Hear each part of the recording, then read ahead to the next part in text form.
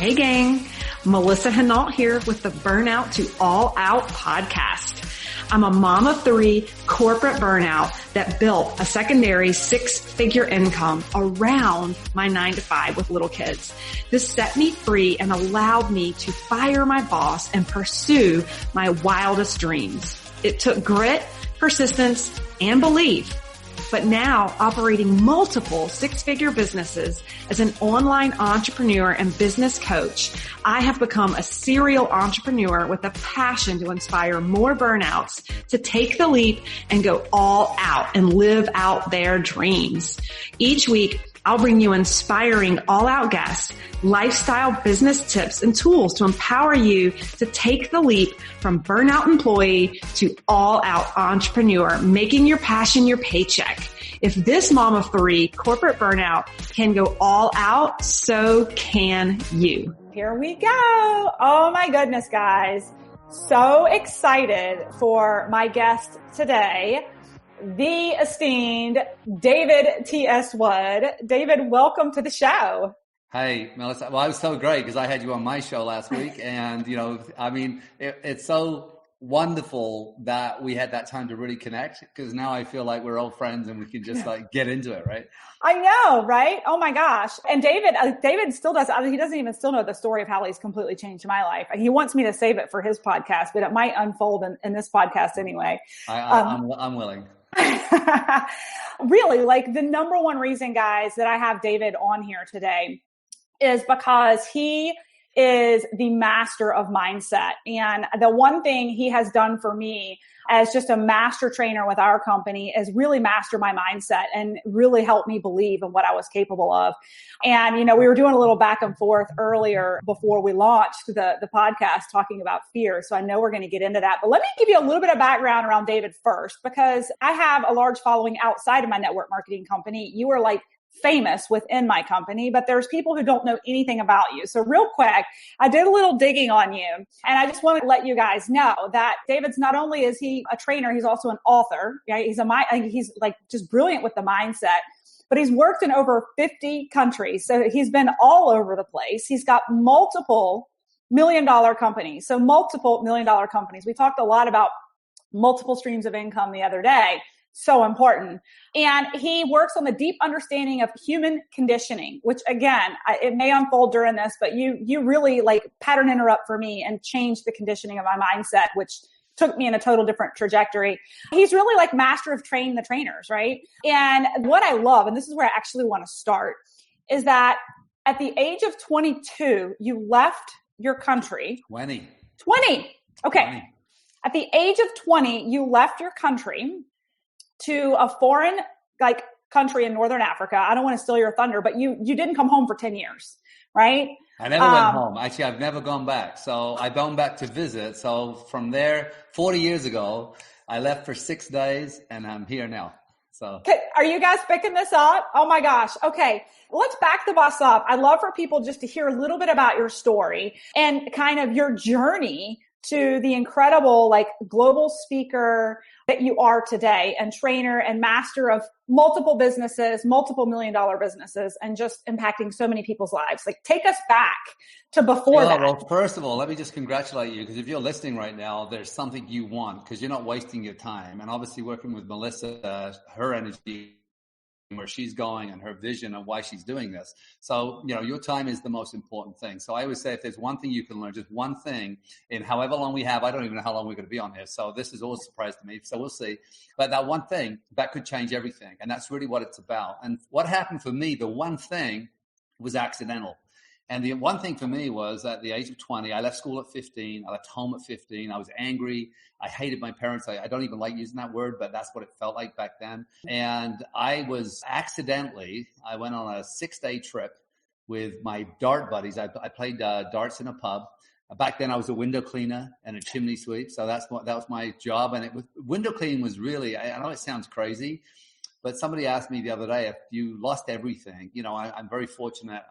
I have financial freedom. I have the life I've designed. But if I lost everything, what would I do? And it's interesting. Maybe we'll answer that in a minute. But window cleaning gave me the first sense of freedom. because I was my own boss. I could go and knock on doors. I could build the business I wanted. There was no one telling me what to do, and I could make the money. And as I got into it, I started to make more money working for myself than I'd ever had working for somebody else. So it really sort of triggered something inside of me, and especially the sense of freedom I had, of choice I had for the first time. But when I left England, I left on a 6-day trip with 12 buddies. Everyone I knew back then was getting drunk and high. Every time I met my buddies, they were always rolling up a joint. They were always getting drunk. That's all I knew. That was the world. And what I've learned, and this is why I love the mind so much, is that the world that you're in right now is the only one that exists. If you think about a family in Africa, you can think about it. You can't feel it, smell it, taste it. You can't, viscerally, you're not there. So the world that really you're in, and we think of this great big world with 7 billion people, but the street you live on and the road that you drive to work, that's your world. That's the only world that exists. Now we have social media, we can branch out slightly, right? So what happened was when my buddies went back, I had about $1,000, 500 pounds left. And I decided that I would travel until my money ran out. And I remember when that plane took off, it was the scariest I'd ever been in my life, because suddenly I was alone in North Africa in a country called Tunisia. I didn't even know where I was in the world because I left school at 15. So I didn't know what geography, I didn't know where I was. I just knew that everyone looked different. And it's a Muslim country. I mean, women are in veils. Here I am in a muscle shirt and tiny little shorts. I mean, we're talking about 40 years ago. Back then, we used to wear little short shorts, right? And I mean, everyone's hostile. Everyone's angry with me because I'm showing so much skin. And I didn't know that. I just thought everyone was mean and miserable. And of course, I became guarded and protective. And I remember locking myself in a hotel room for 7 days. And I spent half of the money I had in that first week. And then I thought, God, I got to go somewhere. I can't just go back with one stamp. And so that ended up 10 and a half years, 42 countries. And now you said 50 countries, but I actually lived, traveled, and worked in over 100 countries. Oh, wow. And my goal is to see every country in the world. But that's kind of what happened. When I arrived in this town, I was a dishwasher earning $4 an hour. And now as a multi-millionaire who teaches all over the world, you know, it's interesting to sit right here knowing that I started in Canada just about a mile and a half from where I'm sitting right now. So it's crazy, right? That is so crazy. Oh my gosh. So, and I love this. What was going through your mind what made you decide to stay when your friends went home? That's an interesting, because I was telling the story. I thought, Dave, wrap this up because you don't want to keep them, listening to you yakking for that long. But I'd started writing poetry. It was really funny. I'd gone to a course. I'd met a girl. And she was a little bit older than me. And here I am. All my friends are getting drunk and high. And she back then, we're talking 40 years ago, she had a vegetarian restaurant, which was so progressive and so new age. And she wore pink dungarees and coveralls. And she was like this vivacious kind of and her eyes were this big because she was in a meditation. So she took me to a course in London with a guy called Maharaji. And I learned a technique of meditation. And it was just so different from getting high. I was getting deep, which was like these two different worlds. And as I started doing that, I started writing poetry. And I remember it was like rudimentary. Remember, I left school at 15. I wasn't like this big writer.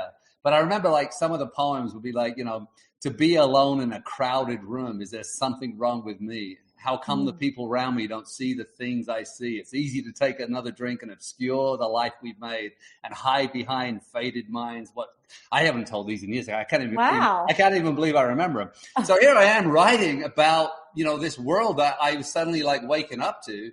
So I had this feeling that there was something more. I just didn't know what I grew up in real poverty, even by Western standards. We lived in a condemned building. People were getting killed in the building. I mean, my sister used to put perfume on a handkerchief to walk up the stairs because the stench of feces and urine. It was just, that's the world we grew up in, right? I used to get beaten up. I was called a slum kid, and I used to get beaten up every day at this school because I was foolish enough to tell someone where I lived. And I lived in this condemned building. Suddenly I was a slum kid. And I mean, so maybe why I got rich, maybe there was a deeper rooted yeah. Oh my gosh. Right. So yeah. Well, and it's so true. I go back to my first podcast where I actually tell my story, and I do feel and see that people who really have to live through some shit, like you either come out of it with some ridiculous tenacity to go after it, or it's your story, like your excuse for the rest of your life, right? And it becomes your purpose. I mean, so many of you, I always have people in our profession, as far as speakers and trainers, we're all wounded healers, and we're always drawn to the area of wound, right? So if you were an abused kid, I mean, look, I've raised millions and millions and millions of dollars for abused children, right? Well, because I was physically, sexually, mentally abused as a kid. So it's so interesting how sometimes our biggest wound becomes our deepest purpose, right? So true. Oh my gosh. So good. Okay. Travel for 10 years, all over here, there, and everywhere. And you land in Canada as a dishwasher. Well, no, I wasn't a dishwasher right away. I actually, my first job, I had a rule. The rule was this: I wasn't allowed to spend money. Imagine, because I worked illegally all over the world because I didn't have a work permit. I wasn't able to get that. I survived and thrived. I say thrived because everyone always thinks of a backpacker as this dirty, scruffy little person that's hitchhiking on the side of the road. I mean, sometimes I lived in mansions, and sometimes because I was always like, I was designing. I understood the concept. If I wanted to learn to sail, I should live on a sailboat. If I wanted to learn to ski, I should go live on a ski mountain. And I always worked really hard. I was always, but I didn't say always. I had a muscle knowing that when I arrived somewhere, it was up to me to connect. It was up to me to discover. It was up to me to knock on doors. And so the rule I set for myself was when I landed in a country, I wasn't allowed to spend any money until I had a job and somewhere to live. So I would bang on doors. And I tell people that today, if you lost a job, if you spent 8 hours tomorrow looking, 8 full hours, and you went out and you banged on doors and you committed, even in 8 hours, you're going to find something. But most people don't. They they look up, they send one resume here, and they don't go to work of finding what they want and discovering what they want. And I did that. So when I arrived in Canada, and this is the other thing, because I couldn't spend money until I had somewhere to live, I often slept outside, and I slept on many, many roofs. And people would say, why do you sleep on roofs so much? So my first night in Canada was in Victoria. The reason I had no intention to come to Canada, I was actually down in California. I was hitchhiking, and I was picked up in this one car, and I had to climb through the back window because the door didn't open, and I had my guitar in my backpack, and they were deadheads. They were guys that followed the Grateful Dead around the world, and they sold drugs. So they had bags of drugs in the car, and it was like this crazy, and they were high, and we ended up missing Seattle altogether. So I ended up in northern Washington, of all places, and I get out the car, I think, just let me out, guys. I mean, I was kind of giggling. Anyway, these guys were like, didn't know where they were going. So I'm sitting on the side of the road, and it's a gorgeous, gorgeous area. And I hitchhiking again. And this guy picked me up. And again, most of my hitchhiking experiences were profoundly beautiful. This one sounds weird. This guy picks me up, and he's kind of neurotic. And he's talking about his gun in his pocket, and he has one under the seat and one here. And I'm like, I'm kind of done with the U.S. I was just kind of get this feeling, right? And as I'm driving along, I see a sign for Canada, and it's a Port Angeles ferry. I said, just drop me here. So I just went to Canada completely in the moment of this. And that's what I love about what seems a bad experience. When we respond to it, not react to it, quite often it ends up becoming the most significant experience in my life. If I hadn't have been picked up by that weirdo, I was on my way to Greenland. I was no intention of coming to Canada. I had no dream of coming here. It was because I had that weird day that I ended up here. And so, my first night was sleeping on a roof. My first job, I went and banged on doors all day. I got a job and I cleaned rooms at the Admiral Hotel. It's still there. I think Gene and Alan still own it. And I was a chambermaid. I worked my ass off. And remember, my job, and I was illegal. So what I had to do, I'd walk in and say, look, I'll work for free if you can give me somewhere to sleep. And so he let me sleep on his sailboat in the Oak Bay Marina. And those of you that know Canada, the Oak Bay Marina, I slept on a sailboat in there, and I had a bike. He lent me a bike. So now I had transportation. I had a home, and I had a job. But they didn't pay me. And so what I'd do, I'd work for free, normally for about 5 days. But I would bust my ass, and I would look at the best person doing the job, and I would model that and do more. So whatever they were doing at this level, I would go to this level just by modeling. It was the easiest thing. Who's the best employee? All right, do what they do and do it better. Find those little nuances. And then after 5 days, I went to Al and I said, Al, sorry, mate, I got to go. He said, what do you mean you got to go? I said, I need to make some money. He said, we'll pay you. I said, well, I'm illegal. He said, I don't care. We'll pay you. I said, okay, well, cash. Okay. And that's how I did it, right? And then in the afternoons, I worked at Barb's Fish and Chips. It was a famous fish and chip shop. And Barb was lovely. She was beautiful, a beautiful businesswoman. And that's kind of how I started in Canada. So, oh my gosh, I love it. So it was totally on a whim. And yeah. I love what you said about how you respond, right? Instead of just react, right? You land in Canada. When do you experience your first network marketing? That's a great story. So I from the fish and chip shop, I meet a guy. I'll try and do this fast. I know you don't want to hear my whole life story, but I meet a guy whose fishing boat had sank at the wharf, and he had an old 1946 fishing boat. And so every day he'd come for fish and chips, and he was kind of different. And him and I became friends. And I said to him, is there any chance I could come and work on a fishing boat? And the west coast of Canada is one of the most gorgeous places on the ocean in the world. And he said, well, you need to get a permit. So I ended up going down to the fisheries department. I took a girl out for dinner one night who was in fisheries, and she got me a permit. Anyway, so I got on the boat, and I ended up traveling across Canada on a Greyhound bus. And there was lots of great stories that happened in between there. But I ended up in Kelowna. I'd been on the bus for 9 hours. And I thought, I can't stay on the bus anymore. So I jumped off. I thought I was going to Lake Louise in Canada. So it was another 9-hour journey. And I walked into town, and I'm standing at a lineup in a restaurant, which is Kelly O'Brien's, where I was a dishwasher. And I'm standing there, and this girl walks up to me. She said, are you alone? I said, yeah. She said, would you like to join us? I said, thanks. So I sat with this big group of people. She knew the manager. She knew the owner. And she got me a job as a dishwasher. She let me stay at her mom's house.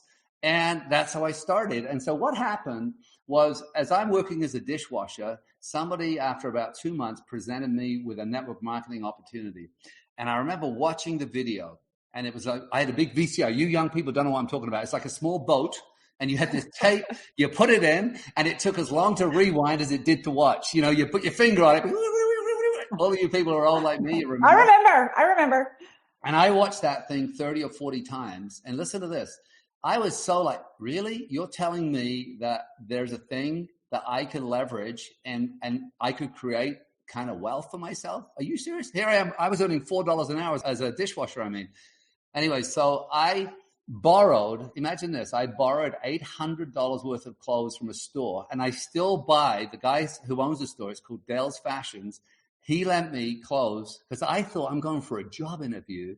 And I took a 9-hour bus ride back to Vancouver to go to this opportunity meeting. That's how serious I took it. And I went all in, and I failed miserably because I didn't understand that this was a real profession. I didn't understand about relationships. There's so many things I didn't understand. Right. So I joined another company because I believed in it. And they had a 3-day personal development program. And part of that program, they asked me to read Think and Grow Rich. And when I read that book by Napoleon Hill, I thought, really, if I change how I think, I can change how much I earn. And within 7 months, I had my first $10,000 a month because I applied. First thing I did was got rid of the television. Every time I was in a hotel room, I'd ask them to remove it. I realized that I had to sacrifice. I had to give up something. There's a great saying that says there's no BV in TV. Yeah. And I just started applying myself, and I've been around the profession now for 40 years, 35 years. So yes. Oh my gosh. And continuing to instill this whole mindset with other people. I mean, I love what you said just about that direction with your mind. And, you know, if you have to believe it's possible. I think Think and Grow Rich is one of the first books I read when I first started, when my mentors had me read, but it's so true. Like, I think that a lot of people in this industry struggle with, well, good for them, you know, like they did it, but they're lucky, or the time isn't right, or it's too late for me, right? I know there were stories I told myself. I saw one corporate professional after another in my own network marketing company, scaling 6 figures and walking away from corporate America. And I thought, good for them, but it's not, I don't think I could do that, right? Like it was a story I was telling myself. It was all in my mindset. So it's so true. And then I saw you on stage, and you totally changed like literally one of your events. I'm going to tell you anyway. I know you want me to say this. I can tell you again. No, tell me. Look, if you don't tell them now, they're going to feel robbed. They're going to say, hold on a sec, you know. It was October. You were in Charlotte for one of our University in Actions, and you were training. You were on stage. I was slightly had like a nice little start with my network marketing business, but I was like, I think I made like 40,000 my first year, right? And wait, by the way, everyone listening, that's amazing. That's our side hustle. $40,000 in your side business is amazing, right? Well, that's true. I guess so, right? But here I was like working full time and so burnt out and so miserable in my 9 to 5, but I had committed so much money and so much time to my degrees that my ego, first of all, kind of held me there, right? But it was your events and it was the speakers you had on stage, but it was you casting this vision of this lifestyle that you had. I'll never forget you talking about being in your tub with this view over the mountains and like how gorgeous it was. And just this like, and I just remember thinking you had brought enough people up on stage and you told your own story that I was like, there is nothing different between me and these people on stage, including David, except that I don't believe, like, it's all in my head. I have told myself I'm not capable. And so I haven't run with it. I've said good for them. But even though I've got this doctorate, I've got this master's, like I thought I almost didn't want to fail. It was ego. Like I was afraid to give it my all and then fall flat on my face and like not be successful, if that makes any sense. It was almost like. It's so hard. I tell you what, it's harder for you.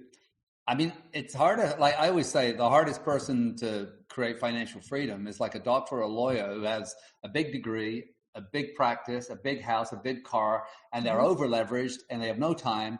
And to try and help them become financially free is so much harder than somebody who's broke, because when they're broke, they have little tiny expenses. So then we just teach them how to create income with a doctor. But so with you, you have multiple degrees. So, you know, you've invested already hundreds of thousands of dollars, hundreds of thousands of hours in going down a path. So the courage to turn directions for you is probably harder than any decision because of the expectations of your family, expectations of yourself, expectations of your lover. Everyone's like, oh yeah, she's going left. And you say, oh, guess what? I'm a network marketer. Right. I'm going to go right. Yeah. And it was so true, but there was this moment in your event where I was like, instead of saying that they're capable and I'm not, instead of idolizing them on stage, I had this moment where I was like, if I can go to school and in 4 years or in 4 years, get an undergraduate degree and another 4, get a master's and a doctorate and come out on top and be successful at that, why the hell could I not go all in on this and be successful? The only thing that's holding me back is between my ears. And you were able to just truly cast a vision. What I realized was like, I am living a life of just this ho-hum life that was lackluster. And I was kind of like, it is what it is. And you were able to cast this vision of like, no, there's so much more for you out there, but only if you're willing to believe that it's out there for you. Only if you're willing to take that leap and go for it. And I'll never forget leaving your event and be on the phone with my upline and saying, this is it. I'm all in. I'm doing this. And literally in 2.5, 3 months, I went from a low hanging 2-star to crushing 4-star and hitting 6 figures and ultimately leaving corporate America. But it was all about mindset and it was all about belief. Well, I want to give the person listening who doesn't have a degree and your drive and your experience, I just don't want you to get mixed up, because some of you are thinking, I could hear it. Oh yeah. Oh, so you have to be that clever and you have to be that driven to be successful in network marketing. That's not what Melissa just shared. What she was sharing was how hard it was for her because of all these things to make the decision. You guys making the decision, it's equal. It does don't start mixing this up and thinking, oh yeah, I need 2 degrees. No. I left school at 15, 0 degrees, you know. Right. Right. Yes. I walked through life thinking I was stupid most of my life. So we are the antithesis of academic learning. I'm at the very, very bottom. We're the complete opposites. And we both did it. Yeah, it was, but what was between your ears? Right. And I think, and that's where I landed, was because initially I thought, well, these people have something I don't. All these people who are hitting, you know, these levels and being hugely successful, and David included this life that I could only dream of.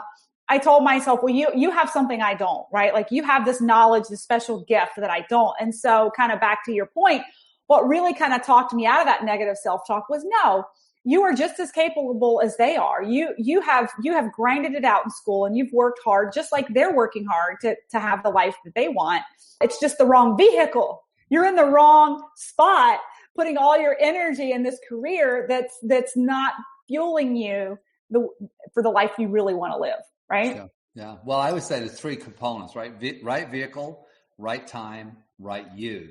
And, a lot of you, you have the right timing, let's say. You could be in the wrong vehicle and maybe with the wrong mindset. Mm-hmm. But so for me, network marketing is by far the greatest vehicle for the average person to create freedom and time freedom. It's work though, network marketing. It doesn't say net sit on my ass marketing or net dabble marketing or right.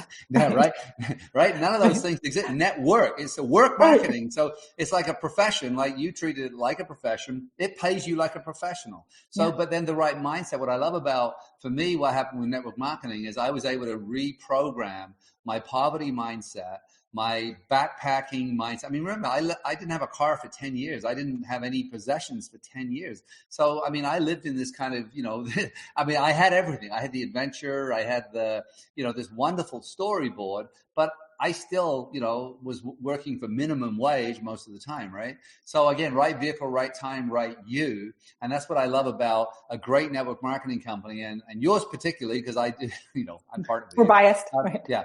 But is the focus on growing people. And there's a great saying that says, my wealth can only grow to the extent I grow myself. And so if you look at the results in your life, you look into your bank account, take your shirt off and stand in front of the mirror and look at yourself. Do you love what you see? Do you dislike what you see? Is it a joyous experience? If not, then that's a result. Result is I'm chubby. Result is I'm soggy. My bank account's empty. My credit cards are those are all results, and they're giving you feedback to tell you what you're doing. So if I look at my credit card and it's maxed out and I'm paying, and I'm always behind the 8 ball, that's a result. I'm saying, well, do I want that result? So what do I have to change? What do I have to change? And this is where I'm going to get back to my story. I said, accidentally, I did something, which I didn't tell you what it was. I accidentally left England. I accidentally left all the influences that I knew, which was drinking, alcohol, minimal thinking, living, in a council estate, just no dreaming, all of that stuff I left.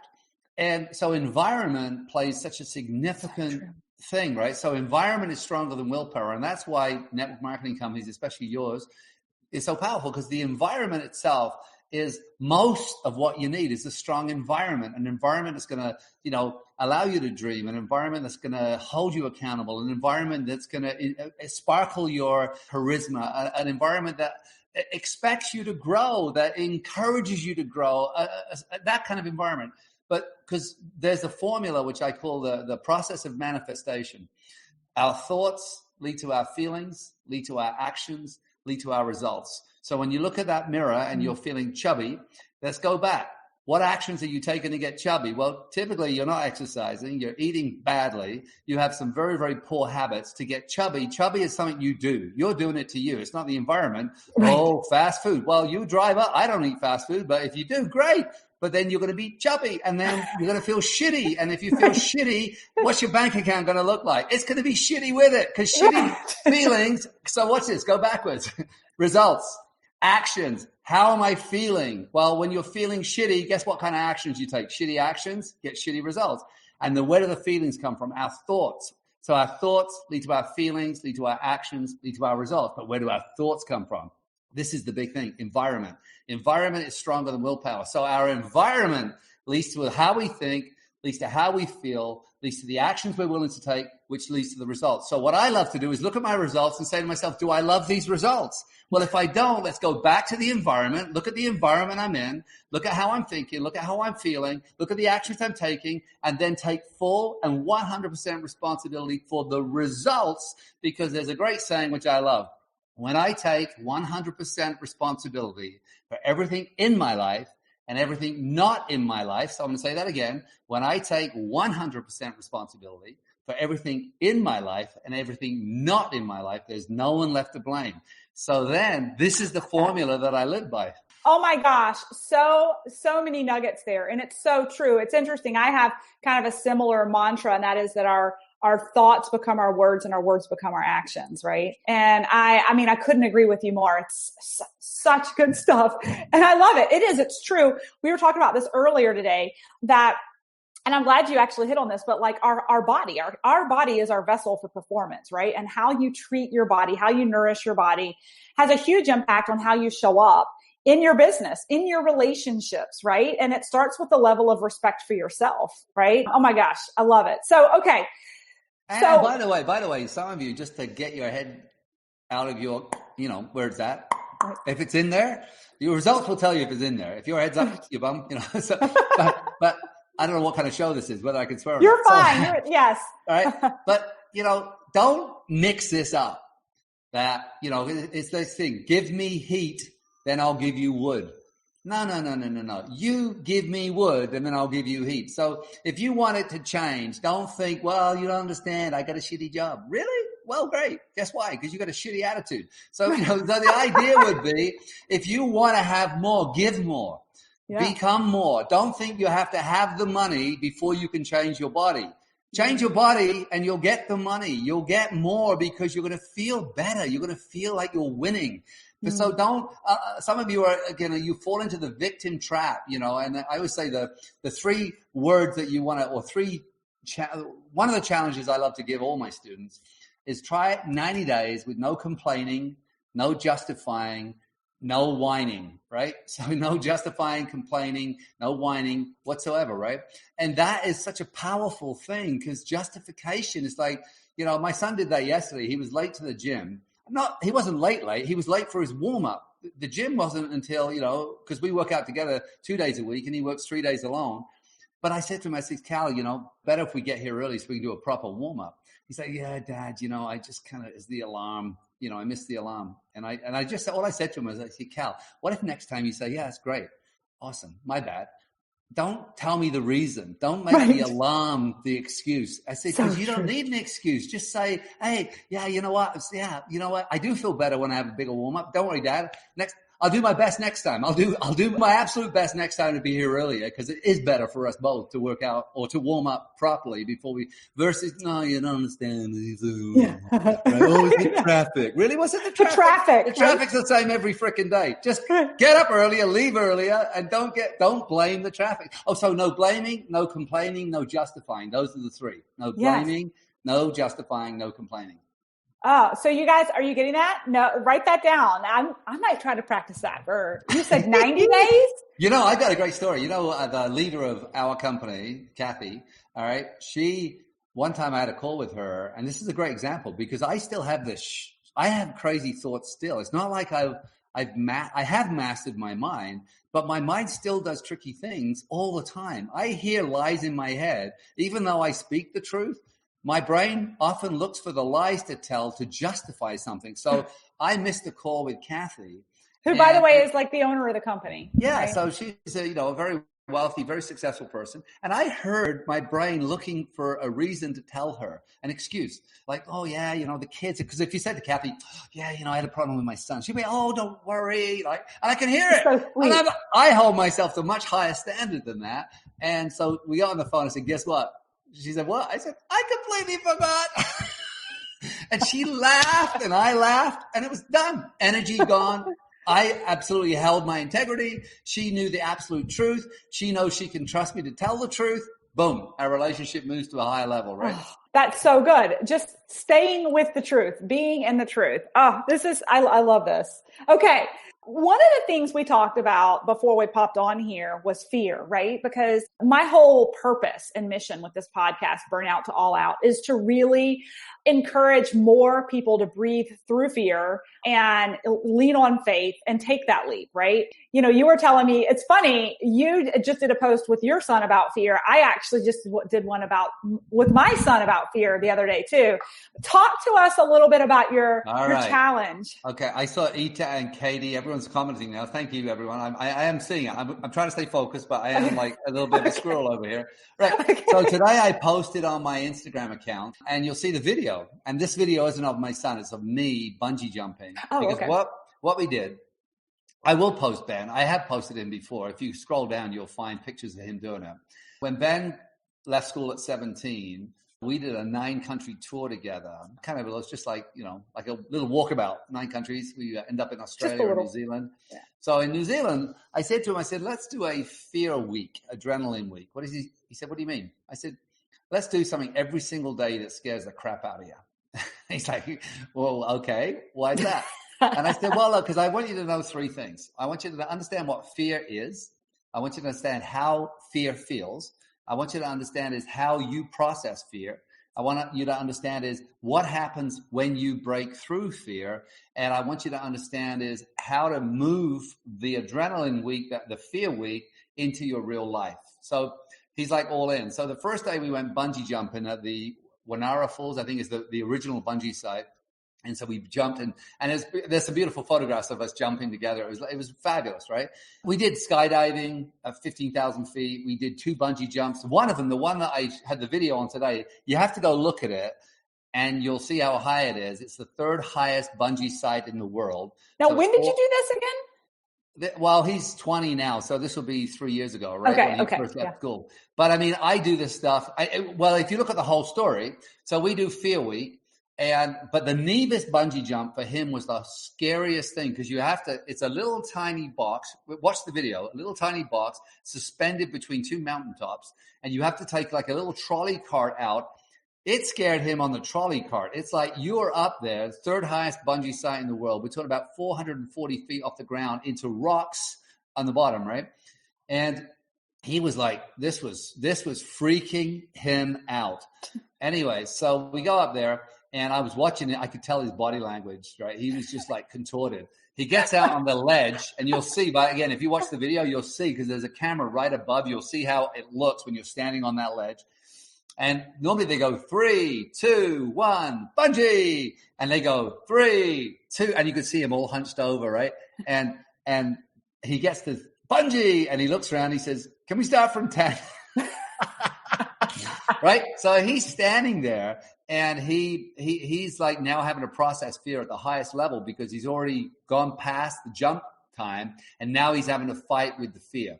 And he's standing out there on this edge, which is the hardest place to fight fear is on the edge of it because you're in it, right? So he's kind of like, and you could see it, boom, boom, and suddenly he claps his hands. And he jumps, and you can see how tense he is. If you combine it, if you watch our 2 jumps side by side, you'll see that he's like tense, right? Anyway, pull him up. I jump, and then what happened was the camera was broken. So they offered me a free jump because, I mean, this is 2021. If you haven't got a photograph of it, it didn't happen. Yeah. So I'm like, screw that.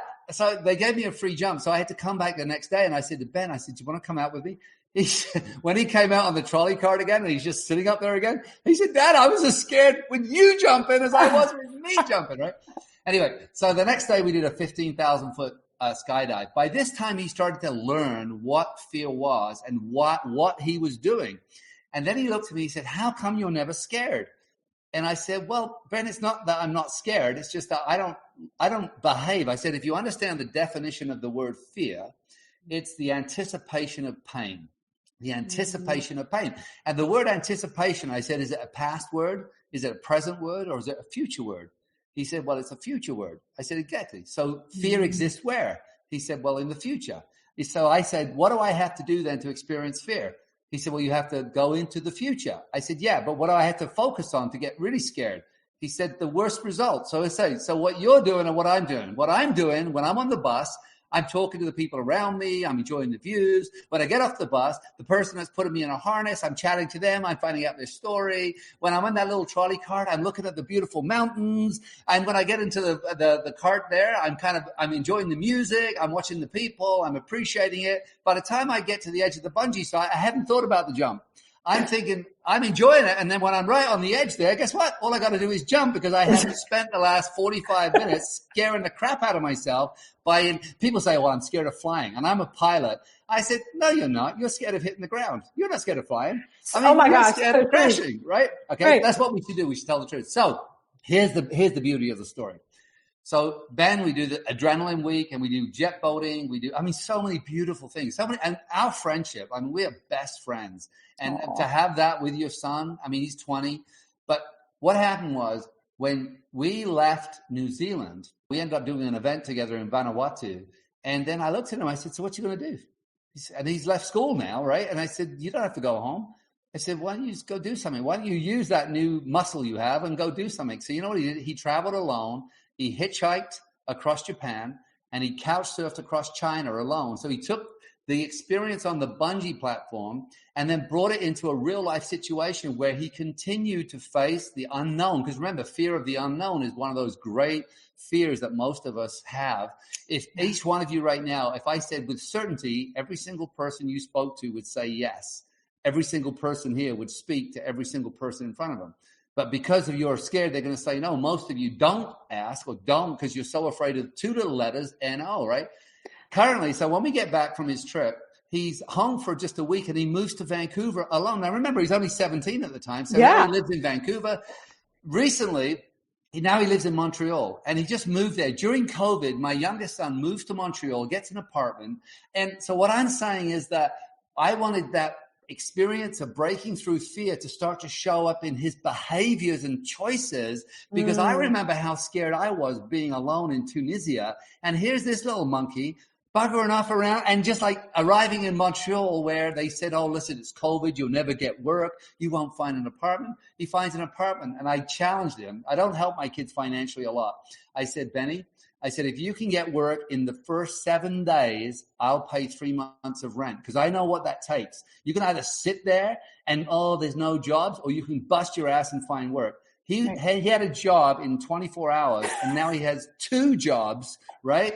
So it's just the philosophies we speak about here, unless we see them in real life, they're just great philosophies. Yes. But what I love is watching people not only internalize it, but then how do I bring it to my world today? How, like you're listening right now, what's going to be different when you hang up? Yeah. When you feel that feeling of fear, and if we understand how the brain works, by the way, what goes on in the brain? And if you want me, do you want me to talk about that? Yeah, go for it. They're loving it. So yeah. Every time you cross the threshold of your comfort zone, so your comfort zone, some of you, your comfort zones are really small, but your comfort zone. So it doesn't matter what area of your life. Let's say it was public speaking. You had to go and do a talk in front of 1,000 people. So if you're listening right now and you get some fear associated with speaking, just punch in number 1 into the chat so we know you're listening. Yeah, let us know. If you're just getting any kind of fear associated with speaking, come on, just number 1.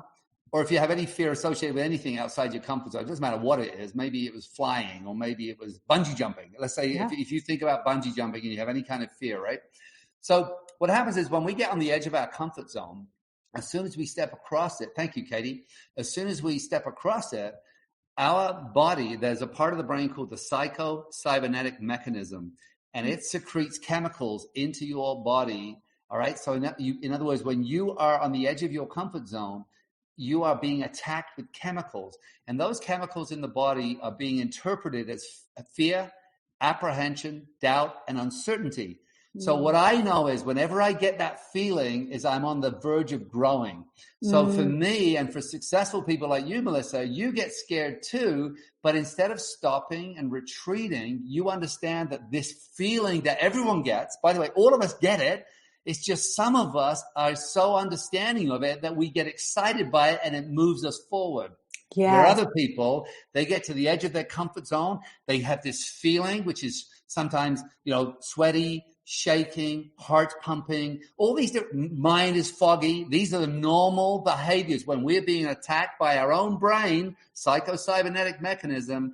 Then what do? Most of us freeze or retreat. We go back into the reptilian brain, which is survival, fight or flight. And most of us run away from it. So success is the ability to understand that when we have the feeling of fear, that right behind it, right, which is what Benny experienced, right behind it is where the magic is. It's where the juice is. It's where the money is. It's where the success is. It's where the adventure lies. It's where the juice of life lies, right behind it. But you got to go through it to get to it. Right? Oh my gosh. So many nuggets here. I want to unpack some of this. So good.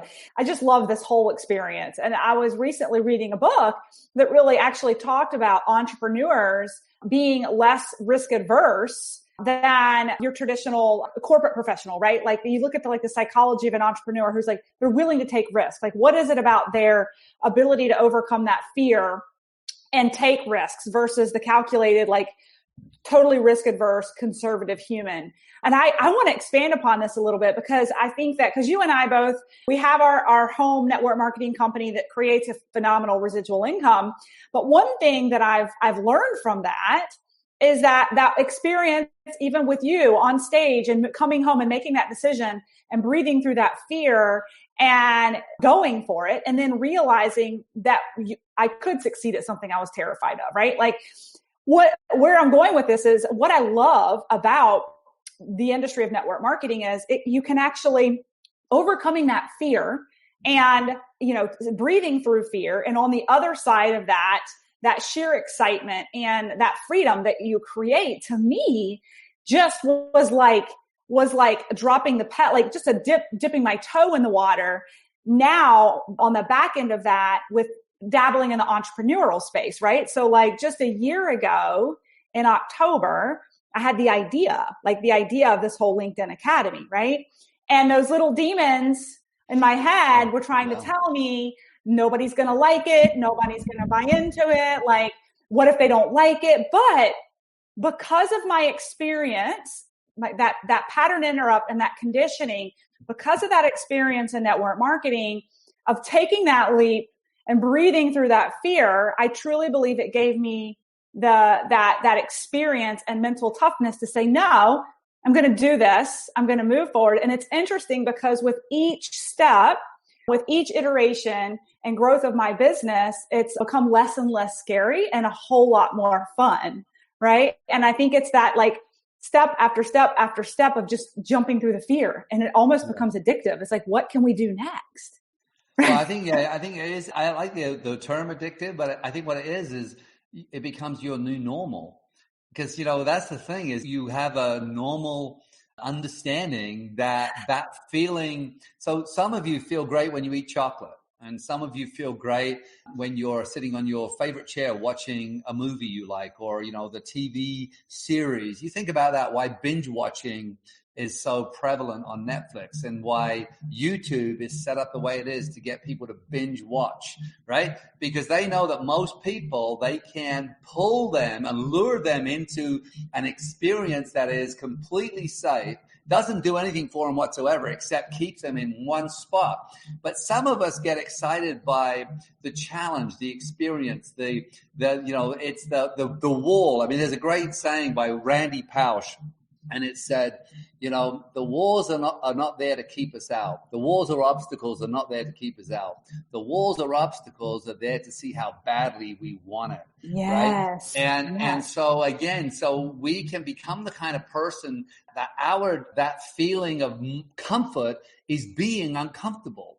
Right? Yes. And so as opposed to, right, go on.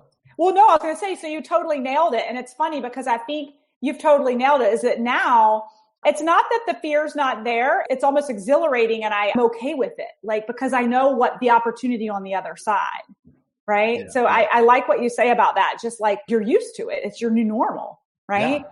Well, and it becomes something that, like with my son, I mean, I probably had the same amount of fear in my body. I mean, I know what I was feeling when I stood on the edge. Again, when you go and watch the video, but you won't notice it. You're going to say, holy crap, he just walked to the edge and jumped. Wasn't he scared at all? That's what my son thought. But because I was processing and understand that I'm going to have this feeling when I stand on the edge of a bungee site, my brain still goes to the same doubts. I hope this thing doesn't but I choose not to allow that conversation to inhibit my movement, because I know that in the action, I can. So, for example, watch this.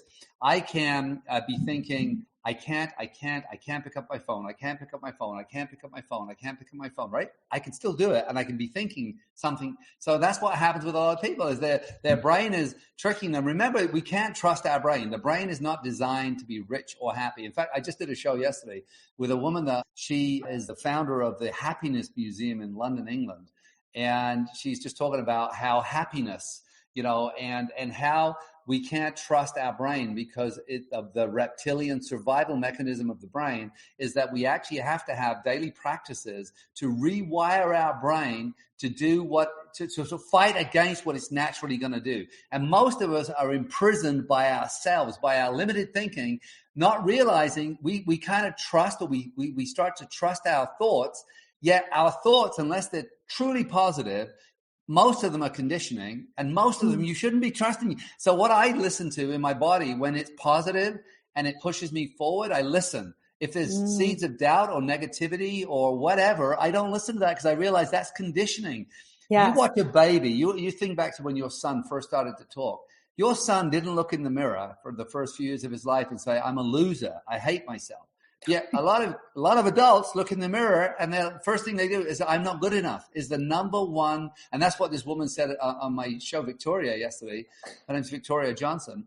But number one thing she said is that all around the world, the reason why she wants to have a happiness museum in every city on earth is because the number one thing they fight is I'm not good enough, is the predominant thought pattern of most people. So if we can't trust our brains, it's great to start there to say, okay, what voice am I going to listen to? This doubtful one or this one over here who's like, come on, Dave, come on, Dave, you got this. Right. So where do you think that doubtfulness, I mean, you talk about the reptilian brain, but where do you think beyond that the doubtfulness begins to like creep in as adults? Because you're right. Like I look at my 8-year-old and he thinks that he can be a professional football player, work for Lamborghini, and be a fireman all at the same time, right? So where does that whole conditioning and thought process start to happen? Well, it's modeling. If you look at, it depends what country you're listening from. I'm not sure where does that shift in mindset that I'm capable turn into I'm not capable? Like where does that conditioning start to happen? Right. Well, modeling, right? I mean, if you look at the average 15-year-old, they've heard the word no 150,000 times, and they've heard the word yes in comparison, 10% of that. Because even a mother, no. It's all fear-based. It's like, only in this country, like you go to some countries, right? I mean, the happiest country I've ever been to is Vanuatu in South Pacific. And, you go here in America, let's say, the fear of raising a child, they put these special sockets on the electrical outlets and little things on drawers and, guards around everything. It's like, well, how the hell is this kid going to learn? And gates on the stairs. You go to third world countries, these little kids are riding on the back of a truck, holding on by one hand, bumping over this little thing, right? It's like we instill fear into our children. So when our kids, there is not a kid alive that if they weren't exposed to fear, that would be scared, right? Mm-hmm. They just wouldn't be. So modeling is, and I would say that with Ben and I on that adrenaline week, had I been scared, we may not have got to day 3. Right. If I had been terrified, he would be like, oh my God, if Dad's that scared, I'm not. I'm terrified. If I'm like, hey, come on. And I kept saying to Ben, I think the most dangerous thing we'll ever do on this trip is driving a car. Yet each one of you will drive in a car all day long. It's like, oh, are you kidding me? Yeah. You look at statistics about, accidents and death by vehicles, and yet everyone does it. Why? Because you can, and you're doing it with one hand. You're on your phone. Texting, you're drying your hair. You're cooking eggs in the back. Right. But yeah, I asked you to go and do something that's a little outside your comfort. Oh no, that's so dangerous. I'll drive a car through a busy street at 100 miles an hour. Are you kidding me? So modeling is the number one thing. So that's why we have to be careful what we're modeling, who we're listening to, right? I mean, if your best friend comes up and puts a little tiny piece of arsenic in your tea, what's going to happen? You're going to die. Right. Yeah. And that's what happens. Sometimes our best friend will put that little seed of doubt into your mind. They don't mean to. They're just trying to protect you. You say, like, imagine Melissa, we go back. Melissa says, I am going to launch an academy. And her best friend goes, you know what? I don't think people run. It's COVID. People are going to be so broke. They won't have money to pay for your academy. Right. No one cares about LinkedIn. Imagine all the things she could have heard, and she can make a decision. You're right. And I certainly had people who didn't believe it was possible.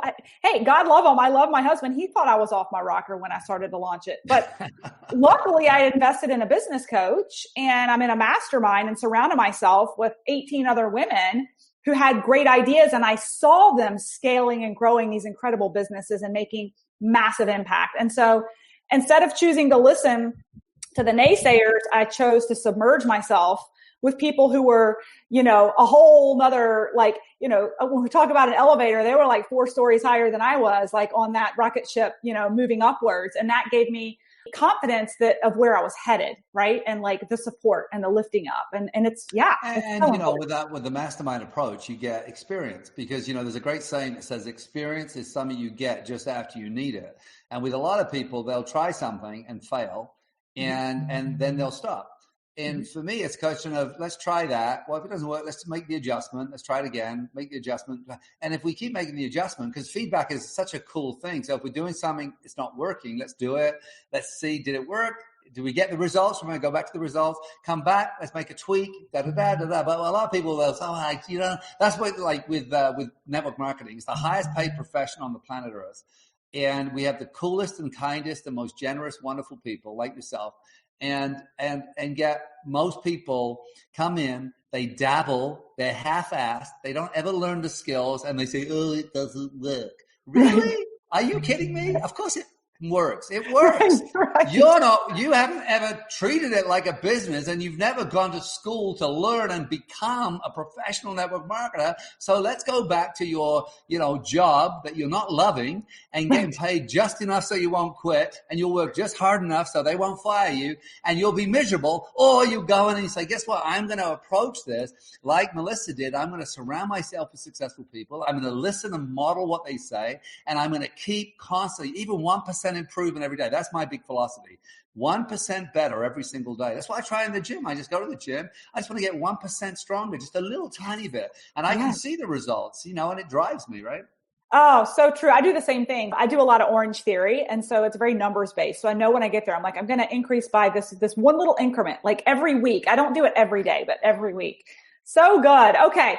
So this has been so good, David. So informative. I know people have loved this, and I know you've lit a fire under a lot of people's fannies, and you've brought just humor and inspiration. Where can folks find you? Well, David T.S. Wood, Instagram, David T.S. Wood on Facebook. I have a channel, and breaking into YouTube is a tough little nut. They say, you kind of want to put some time in. But, I put 2 shows a week on there where I bring in guests. I do a lot of little solo shows when I'm driving to the gym. And I just did one yesterday. It's not posted yet. It's on haters. I had this whole thing about haters. It's like, and I have philosophies, and I promise you, I never ever launch a show about something I've read. It's how I live. It's a lesson I've learned. It's something that I'm applying that works. So that's kind of how I do it. So you did a YouTube video on the way to the gym. How do you do that? Are you like holding your phone and driving and talking? No, I put my camera on the dashboard and I just push play. I do it all the time. A lot of people, it's so funny. I have 2, maybe Kathy even listens, Kathy Bryden. She's like, David, she says, I love you so much. And please, can you not record and drive? And I'm thinking, geez, I talk to people all the time when I'm driving. I have people in the car, I'm chatting away. So I just like chatting to a person. And I'll drive to the golf course, and I invariably, it's my favorite time to record because I don't know what I'm going to talk about until I push record. I don't have a plan typically. Put the camera there and I'll just push play and see what comes out. And typically it's something that's on my mind. Like the word haters came up, and I have this whole philosophy. Don't get me started. Like there's no such thing as a hater. But anyway, you have to listen to the show to find out about that. I love that. So you guys have to go find David on his YouTube channel. I was on there the other day, so I've been on your channel. It's awesome. On there. Yeah. Actually, your show is like rock hard. I mean, it's beautiful. And it's only been there for a week, I think, maybe 5 days. So it's doing great. But what I love about it is we should do this again. We should have conversations more often. This is great. I know. It's been so fun. I want to wrap up and just say that you truly created a pivotal moment for me. You're incredibly talented at just kind of shaking people and like shaking that mindset. And it's almost like a pattern interrupt. You turned me into a different person when I walked out of that event, and kind of created a domino effect. That domino effect, that one decision created a domino of decisions that landed me where I am here today. So you have found your calling. You obviously love what you do, and you're just a beautiful, incredible human being. So thank you for. I know you're going to end this, but I love the fact that I was running because I had a few things going on. My son's looking at his first house today. And I'm going flying. I fly float planes here. And I was running around and I ran to the computer, and I never used your system. And I'm like, and I never want to be late for anything.